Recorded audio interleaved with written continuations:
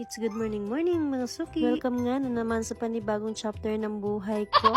4:50 AM pa nga lang nagsimula na ako mag-deliver. Get for the go. May maaga nga tayong order ngayon kaya maaga din ako lumabas. Salamat. Halos mga sarado pa nga yung ibang mga tindahan dyan. Masarap pa naman kasi talaga matulog pag ganitong oras. Mas maganda nga pagka ganitong oras pa lang ay nauuna na ako mag-deliver. Hirap kasi talaga pag sabay-sabay. Hala, napaka-OA. Pero salamat. Sa mga oras na to ay naihatid ko na nga ang unang order. At dahil nga tulog pa ang ating mga person kaya iniwan ko na lang. Kaya ikaw, pag hindi ka na mahali, iwanan mo na rin. Uy, hindi yun. Ay, hindi. Papaba na nga lang talaga niyan si ma'am para kuhanin yung order. Ay, maganda. Ay, ang ganda-ganda ko talaga. Mula nga talaga nang nagtinda ako ay naging morning person na ako. Ito nga ang dahilan kung bakit ako maaga ngayon. Dalhin ata nila sa outing ang kanilang order. At bilin na bilin talaga ni ma'am na makarating ako bago mag 6 AM. At syempre ay hindi ko naman siya binigo. 5:29 AM pa lang ako dumating. At sunod ko na nga pinuntahan itong pangatlong client ko. Medyo pataas na nga dyan si Haring Araw. Ito lagi mga atake ko pag naghahatid ng mga order nila. Iwanan ko na naman ulit nga yan sa table nila sa labas. Medyo mataas naman yung table nila kaya okay lang din iwanan. Maya-maya din naman nila yan kukunin na. Pagkalapag ko nga niya ay umalis na rin wala ako. Nang naiwang chismis. Simula na nga akong dumaan sa highway. Pagdadaan niya muna tayo saglit sa simbahan. Papasalamat lang tayo na tayo ay ginising ngayong araw. Salamat. Kaya kayo ay wag din kayo makakalimot. Pagkadaan ko nga saglit sa simbahan at umalis na rin ako. Meron din kasing bagong umorder. Medyo malayo-layo nga ito kaya inuna ko na to. Marami din kasi siyang in-order sa akin. At habang nga nagbabaybay ako papunta sa isa kong client ay naalala kong kulang pala mga paninda ko. Naiwan ko nga yung mga dessert. At itong client ko nga ay wala pa siya kaya pinaiiwan niya lang sa labas ng upuan. Kaya for the go.